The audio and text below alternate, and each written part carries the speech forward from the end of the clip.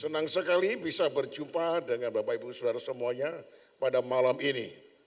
Perkenankan saya menyapa, selamat malam. Sekali lagi, selamat malam. Nah saudara, kalau saya mengatakan selamat malam, artinya itu doa saya supaya malam ini saudara selamat. Tapi saudara cuma memberi komentar malam, artinya tidak mendoakan supaya malam ini saya juga selamat. Saya ulang, selamat malam. Sekali lagi, selamat malam. Itu baru mantap saudara-saudara. Jadi saudara doakan malam ini saya selamat, haleluya, puji Tuhan. Nah, firman yang akan saya sampaikan malam ini, temanya adalah kebesaran Tuhan dalam badai. Kebesaran Tuhan dalam badai. Mari ditayangkan Mazmur 29 ayat 1 sampai dengan ayat yang ke-11. Kita gantian baca saudara ya. Saya ayat 1, saudara semuanya ayat 2, saya 3, saudara ayat 4 sampai habis. Mazmur Daud. Kepada Tuhan, hai penghuni sorgawi, kepada Tuhan sajalah kemuliaan dan kekuatan. Silakan.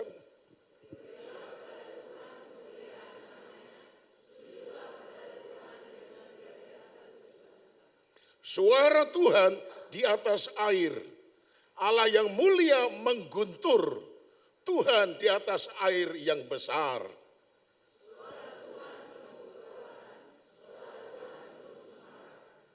Suara Tuhan mematahkan pohon aras. Bahkan Tuhan menumbangkan pohon aras Libanon.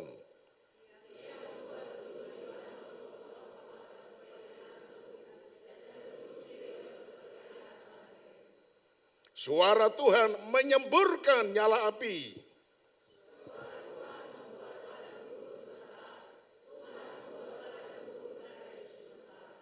Suara Tuhan membuat beranak rusa betina yang mengandung, bahkan hutan dikundulinya.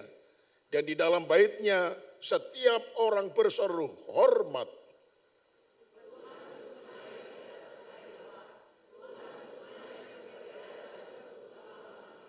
Ayat terakhir kita baca bersama-sama. 2, 3. Tuhan kiranya memberi kekuatan kepada umatnya. Tuhan kiranya memberkati umatnya dengan sejahtera. Nah saudaraku yang kekasih, tema dari Mazmur 29 ini dikatakan kebesaran Allah dalam badai. Badai ini bisa dalam arti yang sesungguhnya secara letterlek, tetapi badai juga mempunyai arti yang lebih luas. Saudara, ketika Polonias dilanda oleh badai yang besar sekali, sehingga terjadi tsunami, maka pada sesudah itu saya diutus oleh Badan Pekerja Pusat GBI untuk meninjau di Nias. Saya melihat pemandangan itu banyak yang aneh-aneh saudara-saudara. Serentetan ruko agak panjang, itu ambles sampai setengah. Dan saya lebih heran lagi, karena di atas ruko yang panjang itu saudara, bersemayam sebuah kapal yang cukup besar. Saya pikir bagaimana kok bisa begitu, sampai saya foto. Ternyata kekuatan badai yang merupakan tsunami itu bisa membawa kapal itu naik di atas ruko-ruko yang bersambung itu. Itu kapal cukup besar saudara-saudara. Betapa dahsyat kekuatan badai. Luar biasa. Tetapi tolong dengar. Tuhan kita lebih dahsyat daripada sekedar badai. Yang setuju katakan amin. Nah saudaraku yang kekasih. Tetapi badai dalam arti yang luas, next tolong ditayangkan. Apa artinya?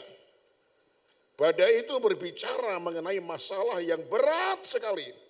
Tantangan yang besar, kesulitan, jalan buntu, kebangkrutan, kepahitan hidup. Itu laksana badai yang menimpa dalam kehidupan kita sekalian. dan semua orang pasti mempunyai masalah di dalam hidupnya.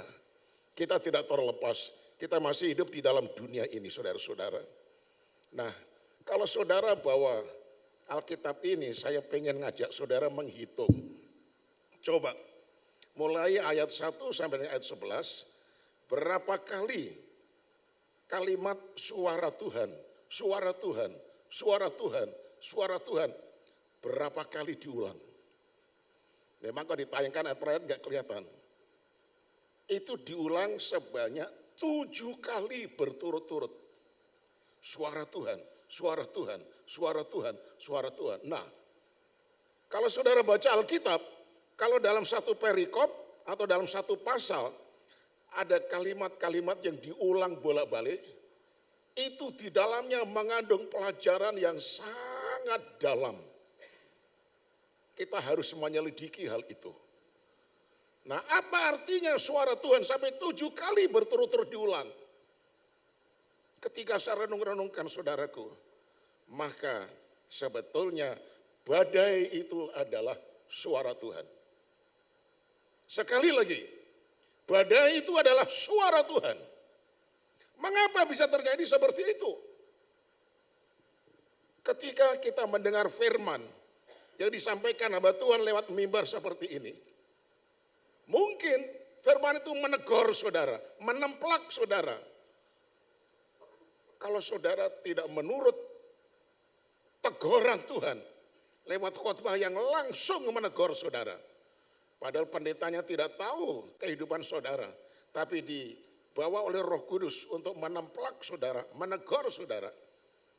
Kalau sudah beberapa kali ditegur, beberapa kali diingatkan, tetapi tidak juga berubah, terpaksa Tuhan khotbah saudara melalui badai.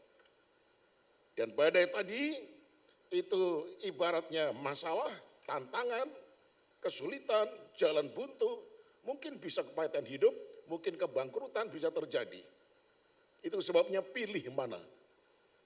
Saudara cukup mendengar khotbah atau saudara cukup membaca Alkitab langsung dan menegur saudara, langsung saudara bertobat.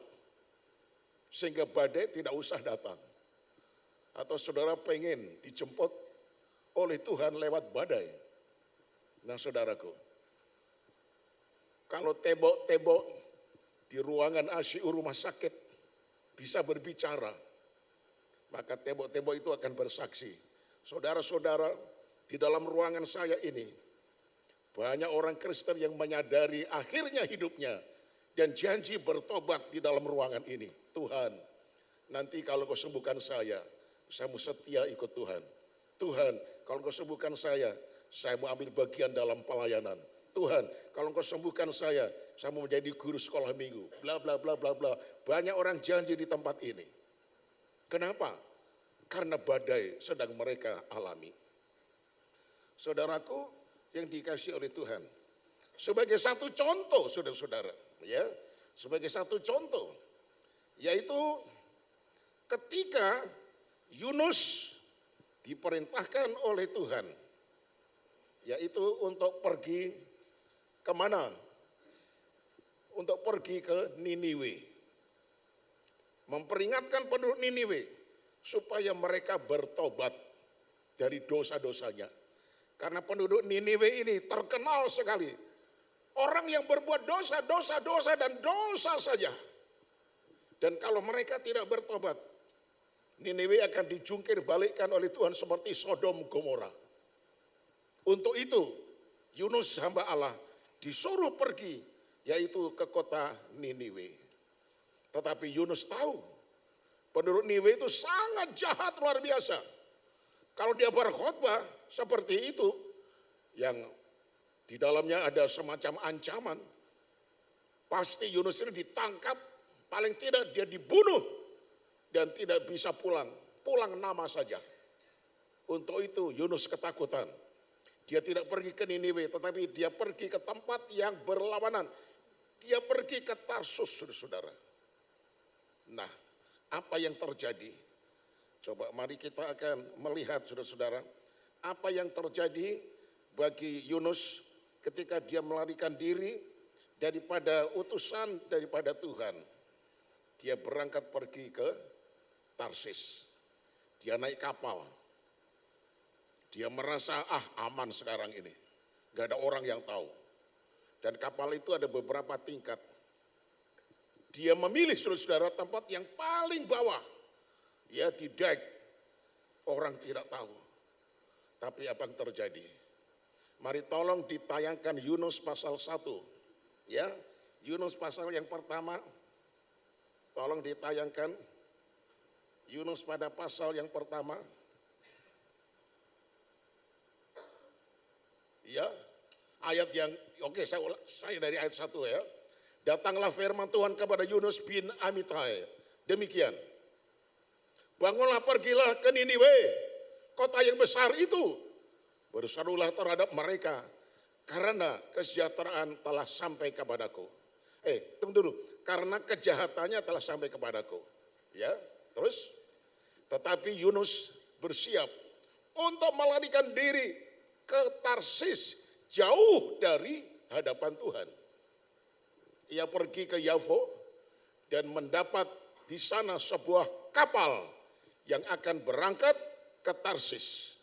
Ia membayar biaya perjalanannya, lalu naik kapal itu untuk berlayar bersama-sama dengan mereka ke Tarsis, jauh dari hadapan Tuhan. Ayat 4 perhatikan. Tetapi Tuhan menurunkan angin ribut ke laut, lalu terjadilah badai besar, sehingga kapal itu hampir-hampir terpukul hancur. Saudara lihat di situ, Tuhan tidak tinggal diam, Tuhan tahu. Orang disuruh ke Niniwe, dia malah pergi ke Tarsis.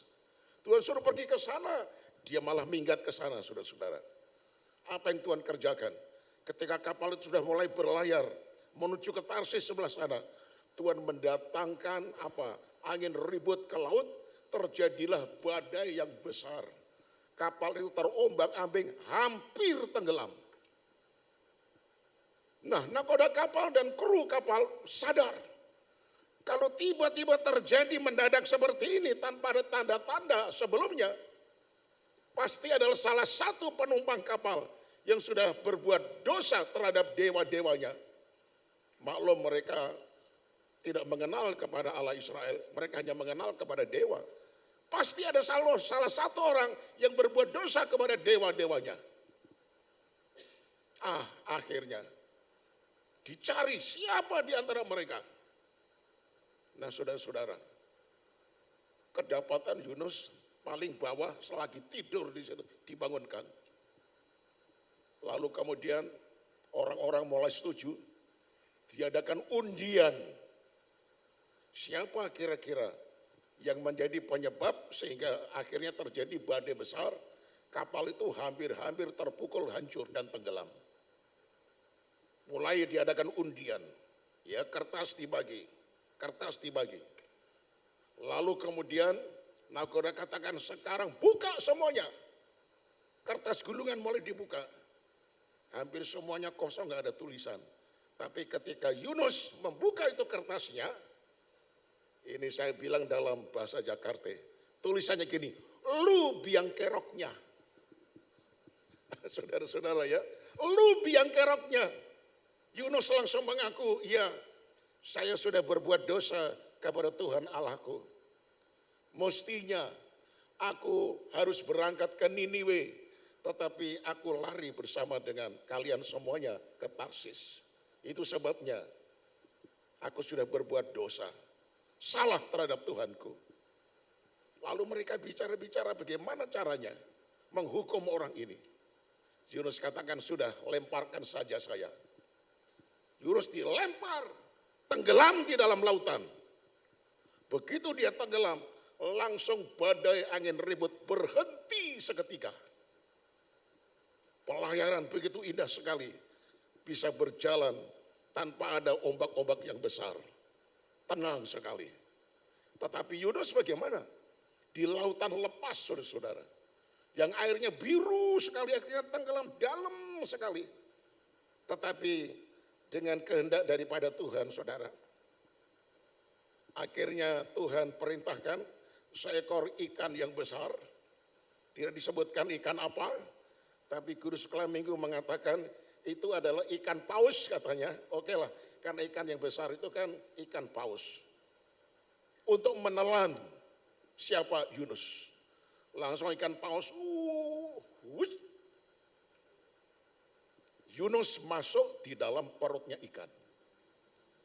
Biasanya ikan masuk di dalam perut kita, betul gak? Tetapi kebalikannya, sekarang Yunus di dalam perut ikan. Berapa lama? 3 hari 3 malam.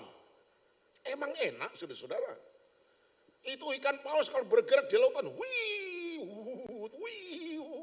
wah, apa enggak pusing itu si Yunus? Ya, kalau cuma pusing aja mah lumayan, vertigo kali ya, saudara-saudara. Waduh, lalu dia bisa makan gak di dalam perut ikan? Nggak bisa, makan apa? Nah saudara-saudara, di dasar lautan dalam perut ikan itulah Yunus sadar. Dia minta ampun kepada Tuhan. Lalu dia janji bertobat. Dia akan pergi ke Niniwe. Lalu dengan perintah Tuhan, hai ikan yang besar, muntahkan dia. Langsung dimuntahkan. Bah! Yunus ada di pantai. Dia berjalan cukup jauh, cukup lama sampai ke Niniwe. Dan di sana dia memberitakan firman Tuhan. Tetapi sangat luar biasa. Mulai dari Raja Niniwe sampai seluruh rakyat, bahkan binatangnya. Raja mengatakan, kita mesti bertobat. Kita berpuasa, minta ampun kepada Tuhan.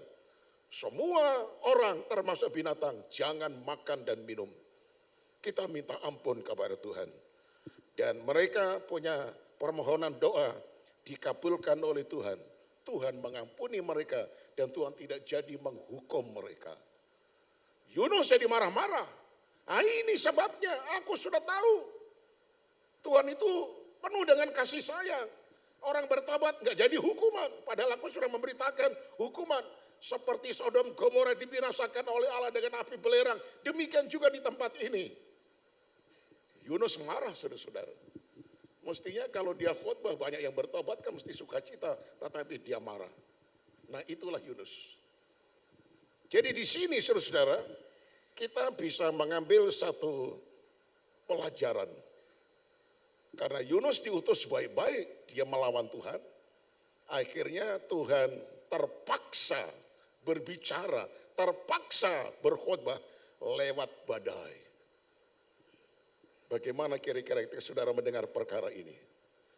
Biarlah kita ditegur oleh pembacaan langsung, kita baca Alkitab, kita ditegur, kita katakan Tuhan terima kasih. Aku ingin berubah, aku ingin bertobat, aku ingin membaharui hidup saya.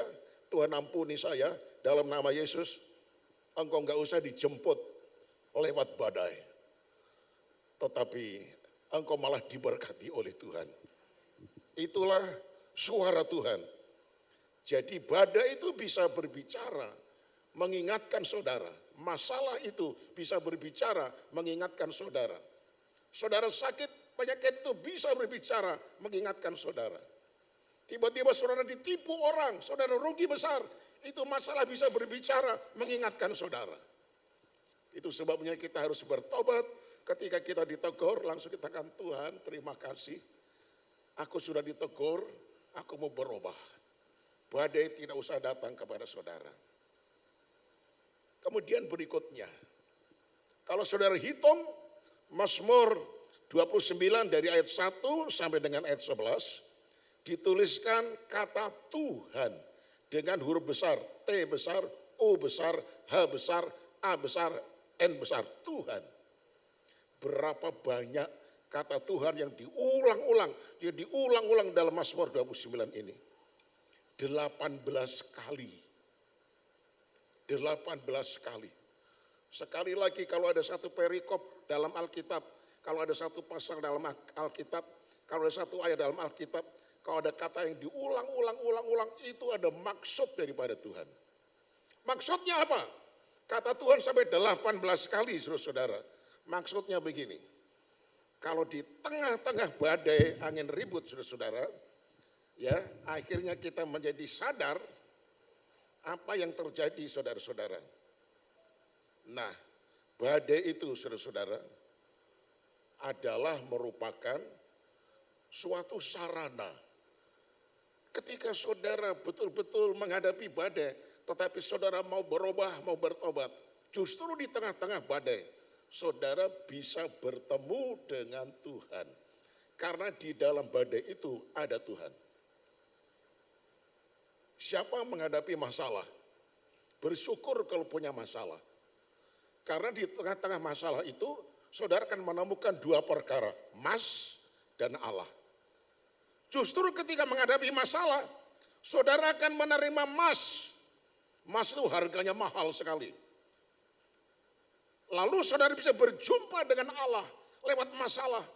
Tuhan datang menolong saudara. Makanya kalau saudara sedang menghadapi masalah, siap-siap terima Mas dan siap-siap Tuhan berjumpa dengan engkau. Sebagai satu contoh, Raja Nebukadnezar, Raja Babilonia, membuat patung dari emas. Ya, itu besar sekali dari emas murni. Tingginya 27 meter. Lebarnya 2,7 meter. Sudah selesai didirikan di sebuah lapangan. Raja Nebukadnezar akan mengadakan pentahbisan untuk emas patungnya itu. Nah saudara-saudara, lalu diumumkan semua rakyat harus hadir dalam pentahbisan patung emas tadi. Harinya sudah ditentukan, ya jamnya sudah ditentukan, semua mesti hadir. Dan Raja lewat pengumuman mengatakan, ketika semuanya sudah hadir di lapangan yang luas, dan patung itu menjulang tinggi 27 meter, ketika alat bunyi-bunyian semuanya dibunyikan, suaranya menggema kemana-mana, semuanya harus sujud menyembah kepada patung emas itu, sampai jidatnya sampai ke tanah.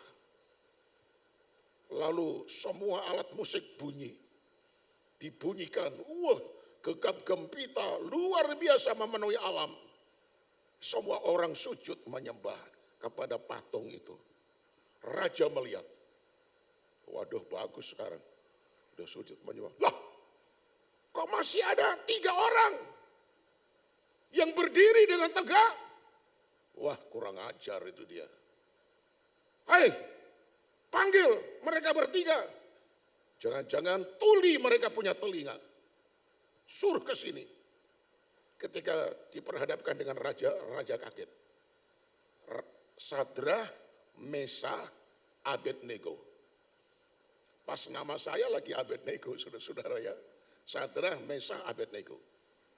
Apa kalian gak mendengar tadi bunyi-bunyian sebagai tanda kalian harus sujud menyembah kepada patung raja? Apa kami ulangi lagi membunyikan alat bunyi-bunyian baru kamu mau menyembah? Kalau tidak, dapur api saya suruh panaskan 7 kali lipat. Orang yang melawan perintah saya akan saya jebloskan ke dalam api yang membara, panasnya 7 kali lipat dari panas biasa. Sadrah, Mesah, Abednego mengatakan, Tuhan, kalau Tuhan yang kami sembah rela melepaskan kami dari dapur api, selamatlah kami. Tapi seandainya tidak, artinya kami mati sekalipun di tengah-tengah api, perlu raja ketahui, kami pun tetap tidak akan mau menyembah kepada patung yang Tuhan dirikan. Kami hanya menyembah kepada Allah Sang Pencipta, Allah Israel. Waduh, saya angkat 2 jempol saya. Iman mereka betul-betul iman yang hidup. Tidak takut mati. Karena Tuhan Allah yang mereka sembah, tiada duanya. Nah saudaraku, mereka berani berkata dengan iman seperti itu. Akhirnya raja marah bukan main. Sampai mukanya merah. Marahnya bukan main. Algojo sudah dipersiapkan. Ikat mereka. Sadra diikat, kaki tangannya semuanya diikat rapi sekali, kencang sekali. Juga Mesak Abednego diikat. Raja katakan, lemparkan mereka ke dalam dapur api yang sudah dipanaskan 7 kali. Dilempar satu itu, belas. Saudara tahu kau baca dalam kitab Daniel pasal 3. Sedemikian panasnya itu dapur api. Algojo yang melempar langsung mati gosong, saudara-saudara. Sedemikian panasnya langsung yang melempar mati gosong. Apalagi yang dilempar pasti menjadi abu gosok, saudara-saudara. Tetapi tidak. Raja kaget, loh. Ketika mereka dilempar jatuh belak. Malah tali-tali yang mengikat mereka terlepas. Loh. Mereka jalan-jalan di tengah-tengah api. Loh. Lah kok sekarang kelihatan 4 orang. Tadinya 3, lah kok sekarang 4. Orang yang keempat wajahnya bercahaya-cahaya. Lebih bercahaya daripada cahaya api. Siapa itu orang keempat? Mereka berjalan-jalan di tengah-tengah api. Enggak kebakaran sama sekali. Wah, raja terpesona dia. Sadra, Mesak, Abednego, keluarlah kalian. Mereka keluar. Raja melihat. Dia lihat bajunya enggak gosong. Rambutnya tidak bau angus. Sama sekali tidak mempan api. Tetapi ketika mereka keluar hanya 3, yang keempat hilang. Saya tanya kepada saudara, siapakah orang keempat tadi? Sehingga mereka bertiga tidak gosong karena api. Tolong jawab, siapakah orang itu? Allah Israel. Bapa di sorga. Yahweh. Karena beliau ada di tengah-tengah api. Api tidak membakar hamba-hambanya. Yang imannya kekeh. Tidak gampang roboh. Apapun yang terjadi, mati sekalipun, tidak apa-apa. Mereka tetap setia menyembah kepada Tuhan Allah. Yang model begini, Allah enggak tega meninggalkan mereka. Allah enggak tega meninggalkan mereka. Kalau saudara baca di dalam Kisah Para Rasul, ada seorang rasul namanya Stefanus. Gara-gara dia memberitakan Injil, banyak orang bertobat. Akhirnya dia ditangkap oleh mahkamah agama. Dan dia diseret oleh massa. Dilempari dengan batu sampai mati. Itu Stefanus, saudara. Ketika Stefanus diseret keluar kota. Dan orang mulai bawa batu, ada yang bundar, ada yang tajam, melempari itu Stefanus. Betapa sakitnya Stefanus dengan massa yang banyak sekali menghujani dia dengan batu. Tapi Stefanus menengadah mukanya ke atas. Tuhan, jangan bebankan dosa atas mereka. Ampunilah mereka. Nah, ketika Stefanus berbuat demikian, Yesus tidak tahan, saudara-saudara. Kalau saudara baca dalam Kisah Rasul, itu satu-satunya pasal yang mengatakan Yesus berdiri di sebelah kanan Allah Bapa di surga. Keempat Injil mengatakan Yesus duduk di sebelah kanan Allah Bapa di surga. Tapi spesial dalam peristiwa Stefanus, Yesus tidak duduk saja, tetapi tiba-tiba dia berdiri di sebelah kanan Allah Bapa di sorga. Saya umpamakan begini, seorang raja duduk di kursi singgasana dan semua pegawai-pegawainya duduk bersila, yaitu di lantai di depan kursi singgasana. Tetapi tiba-tiba raja yang duduk itu berdiri. Kenapa? Karena ada sesuatu yang terjadi di belakang sana yang menarik perhatiannya. Dia tidak sekedar duduk tapi tiba-tiba berdiri. Demikian juga Yesus. Dia tidak tahan hanya duduk. Dia berdiri memberi kekuatan iman kepada Stefanus. Sampai akhirnya dia mati menyerahkan diri. Tubuh, jiwa dan rohnya kepada Tuhan. Tanpa kecewa sama sekali. Tanpa menyesal sama sekali. Dengan segenap hati, ketulusan hati. Dia serahkan hidupnya. Dia menjadi martir bagi Tuhan demi Injil Tuhan, saudara-saudara. Di sini kita melihat Stefanus seorang yang sangat luar biasa. Seperti Sadrah, Mesah, Abednego, imannya kekeh. Untuk itu Tuhan tidak betah hanya sekedar duduk, tapi dia berdiri. Berdiri memberikan penghormatan, dalam bahasa Inggris itu standing ovation. Tuhan mengadakan standing ovation untuk Stefanus, memberikan hormat dengan memberikan kekuatan ekstra sampai dia akhirnya mati. Ya, menyerahkan hidupnya ke dalam tangan Tuhan. Buatlah Tuhan Yesus tidak tahan duduk saja, tetapi berdiri ketika melihat saudara. Saudara dianiaya karena saudara jadi orang Kristen. Saudara ya disuruh keluar meninggalkan keluarga, dipecat sebagai anak. Gara-gara saudara ikut dibaptis. Tetapi kalau saudara tetap setia, malah semakin cinta Tuhan, semakin dalam. Ketika engkau menderita sengsara seperti itu, Yesus akan berdiri mengadakan standing ovation, menghormati saudara, menguatkan iman saudara, memberikan saudara pembelaan kepada saudara. Itu pasti terjadi. Justru di tengah-tengah badai, kita malah berjumpa dengan Tuhan. Bisa bilang amin saudaraku? Di tengah-tengah badai, kita bisa berjumpa dengan Tuhan.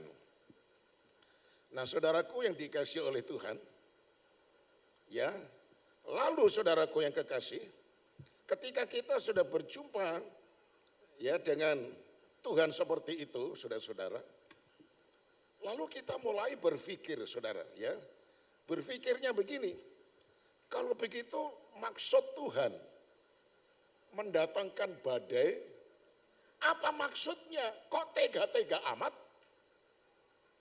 Apa maksudnya? Ya, sekarang mari kita akan melihat apa tujuannya, saudara-saudara. Apa maksudnya? Mari coba kita akan membukanya, yaitu pada ayat-ayat permulaan. Berarti Mazmur 29 ayat 1 dan ayat kedua. Kepada Tuhan, hai penghuni sorgawi, kepada Tuhan sajalah kemuliaan dan kekuatan.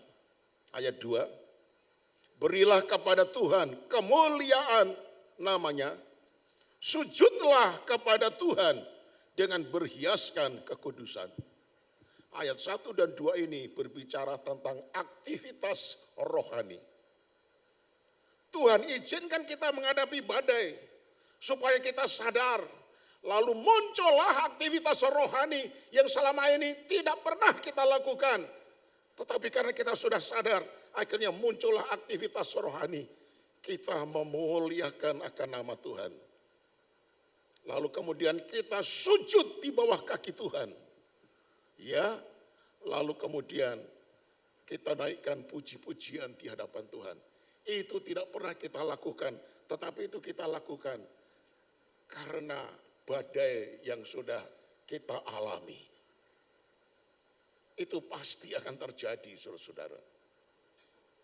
Itu sebabnya, kalau saudara melihat ada orang yang setianya setengah mati, hujan keras tetap datang ke gereja walaupun basah kuyup. Panas terik matahari keras sekali tetap datang ke kebaktian. Kalau saudara tanya, pasti dia pernah hadapi badai. Sehingga muncul aktivitas rohani yang seperti ini. Salah satu jemaat kami, saudara-saudara, dia mempunyai pabrik aluminium. Dari sejak muda, ini ibu-ibu, saudara-saudara. Karena suaminya sudah meninggalkan dia ingin bekerja, membesarkan anak. Tapi dengan cara bagaimana? Dia pakai truk, bukan mobil biasa, pakai truk, saudara-saudara. Yaitu dia mulai membeli rongsokan-rongsokan aluminium, rongsokan-rongsokan tembaga, rongsokan-rongsokan besi, pokoknya segala macam ya model begitu. Pagi-pagi, sore-sore truknya itu sudah penuh dengan rongsokan. dikerjakan setiap kali.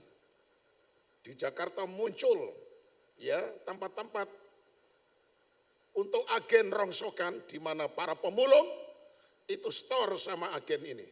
Sehingga ketika dia pakai truk sampai di sana, tinggal dari agen itu disuruh untuk taruh di atas truknya. Nah dari situlah saudara, akhirnya dia mendirikan pabrik aluminium. Menjadi rekanan ya dari pabrik baja aluminium yang ada di Cilegon. Karena penderitanya ditinggalkan suami tanpa kabar. Dia seperti menghadapi badai angin ribut yang sangat luar biasa. Tetapi ketika dia malah semakin setia ikut Tuhan, semakin setia ikut Tuhan, dia diberkati luar biasa. Sekali waktu saudara-saudara, kebaktian hari Rabu di tempat saya itu kebaktian Praise and Worship spesial. Hujan keras, minta ampun kerasnya.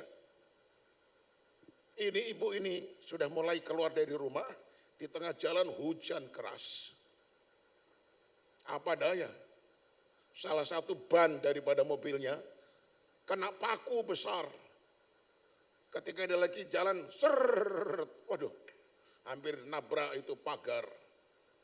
Mobilnya kempes satu, saudara-saudara. Bayangkan. Apa yang dia lakukan? Dia keluar dari mobil. Dia turun. Dia ganti mobil yang bocor itu dengan ban reserve. Karena wanita jarang ganti ban. Dia nggak tahu tapi dia nekat.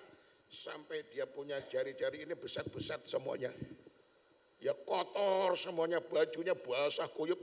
Tapi akhirnya selesai, itu ban reserve diganti, langsung dia jalan. Umumnya, kalau orang mengalami seperti itu pasti dalam hati, udahlah pulang aja. Kan gereja sudah mulai, udah separuh jalan, udah pulang aja ngapain, basah kuyup lagi. Tetapi tidak. Dia tetap datang ke gereja dengan pakaian basah kuyup, tangan belepotan hitam-hitam semuanya. Lalu istri saya menyambut dia, "Cik, kenapa ini?" "Iya, itu ban kena paku, jadi saya mesti ganti." "Oke, mari sini." Dia dibawa ya ke satu kamar, lalu istri saya kasih baju, pas kebetulan tubuhnya sama besarnya, sama tingginya dengan istri saya. Dia pakai baju sesudah dia mandi, saudara. Dia mandi keramas, pakai baju istri saya. Lalu dia ikut kebaktian. Kenapa dia setia sampai seperti itu? Karena pernah mengalami badai angin ribut dan dia berjumpa dengan Tuhan. Memang harganya mahal, saudara-saudara. Tetapi kesetiaannya ini tak terkira-kira. Kalau saya pergi ke rumahnya ada persekutuan doa, saya melihat rumahnya beda dengan rumah-rumah di sekitar itu pada umumnya. Rumahnya besar, kayak istana, wah luar biasa. Ada beberapa kolam renang, coba. Mobilnya berderet-deret, seorang janda saudara-saudara. Itu sebabnya. Dengan badai angin ribut ini kalau Tuhan izinkan, saudara siap-siap berjumpa dengan Tuhan dan mengalami berkat yang sangat luar biasa. Timbul aktivitas rohani yang sudah tidak pernah saudara lakukan, tetapi akan muncul dengan luar biasa. Lalu yang berikut, manfaatnya apa? Kok Tuhan tega-teganya memberikan badai angin ribut itu? Mari saya bacakan pada ayat yang ke-11. Tuhan kiranya memberikan kekuatan kepada umatnya. Tuhan kiranya memberkati umatnya dengan sejahtera. Lihat, ini yang disediakan oleh Tuhan bagi orang yang sadar ketika menghadapi badai. Tuhan kiranya memberikan kekuatan kepada umatnya. Tuhan kiranya memberkati umatnya dengan sejahtera. Waktu saya masih kecil di SD, saudara, di belakang rumah orang tua saya, itu ada kantor karesidenan. Halamannya luas sekali, lapangan, tapi dikelilingi dengan pohon-pohon cemara. Dan pohon cemara itu sudah menjulang tinggi semuanya. Nah, saya suka kalau siang-siang menjelang sore duduk di bawah pohon cemara. Ada pelajaran yang sangat indah. Ketika angin melanda itu pohon cemara, sedemikian kuatnya angin menimpa pohon cemara. Pohon cemara itu mulai meliuk-liukan dahannya seperti menari-nari. Dan dari desiran daun-daun cemara itu, saudara-saudara, yang ditiup angin, saya mendengar seperti kor gereja. Ada suara 1, ada suara 2, ada suara 3, ada suara 4, suara bass. Seperti kor gereja. Angin semakin kencang, suaranya semakin indah seperti kor gereja. Saya sampai terkesiap, Tuhan begitu baik adanya. Demikian juga kalau saudara diberikan kekuatan iman, badai angin ribut datang, saudara malah menari-nari di hadapan Tuhan, menaikkan pujian dan penyembahan, praise and worship, dengan suara yang sangat indah. Dan itu belum pernah saudara lakukan sebelumnya. Itu sebabnya kadangkala Tuhan tega menurunkan badai kepada saudara. Pas saudara berjumpa Tuhan dan muncullah aktivitas rohani. Saya tutup dengan satu kesaksian, saudara-saudara. Salah satu jemaat yang saya layani di Provinsi Banten, beliau ini mempunyai toko bahan bangunan. Tetapi saya melihat udah 3 bulan gak pernah ke gereja. Saya telepon, dia bilang oke Pak nanti saya datang. Gak datang juga. Akhirnya saya besuk, hari Sabtu menjelang hari Minggu saya besuk, ketemu sama dia. Katanya ada janji ke gereja. Gereja kita ada kebaktian pagi, ada kebaktian siang, ada kebaktian sore. Tinggal pilih mana kira-kira jam yang saudara bisa. Pak Pendeta, mohon maaf.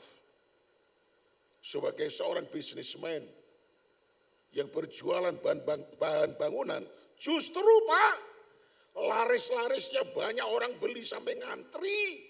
Itu hari Sabtu dan hari Minggu. Jadi nanti kalau saya datang ke gereja rugi dong saya. Hah?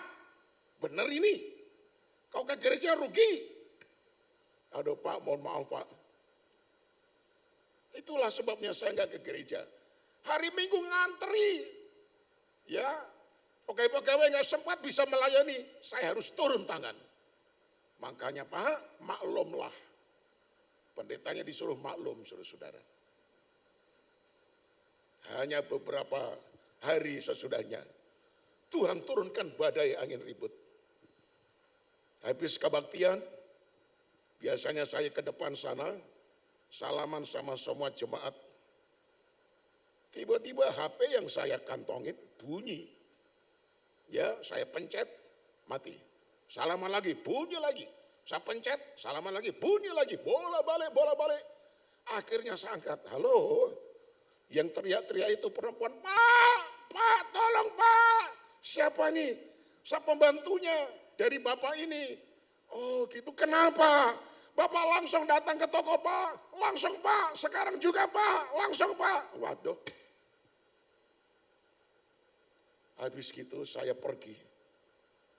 Banyak sekali orang mengelilingi tokonya saudara-saudara. Dan polisi lain sudah dipasang. Ada beberapa polisi yang datang. Tetapi bapak yang punya toko itu duduk, tangannya diikat di belakang dengan tali rafia, kakinya diikat dengan tali rafia, mulutnya disumpel dengan handuk kecil. Ketika saya masuk, saya nggak tahu dia ngomong apa dia. Saya bilang sama polisinya, Pak, kenapa ini?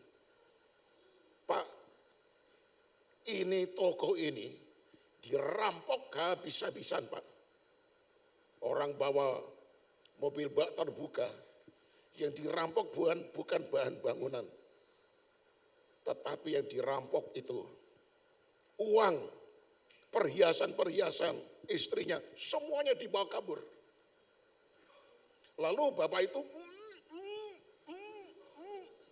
saya bilang, Pak polisi, kan sudah ada polisi lain.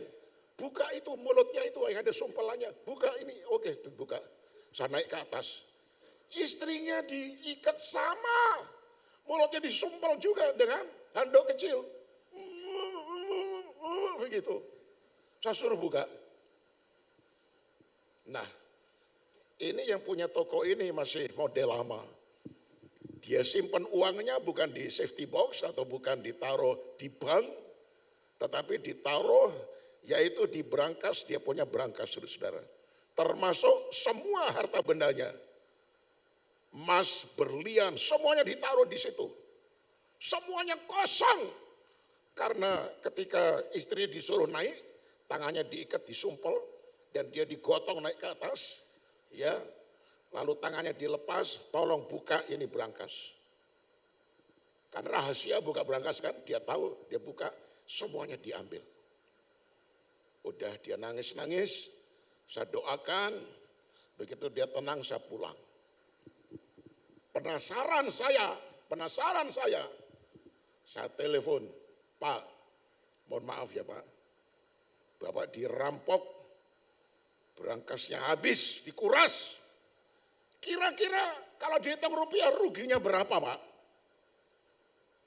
Dia bilang gini, Pak Pendeta kan tahu ayat yang berkata, 1 hari di rumah Tuhan lebih baik daripada 1000 hari di tempat lain.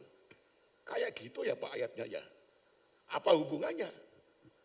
Kalau Bapak tanya berapa jumlah uang yang hilang, itu sama saja saya nongkrongi toko ini 1000 hari, lalu hasilnya dijumlah, itulah semua yang dikuras oleh penjahat. Saya baru ngeh.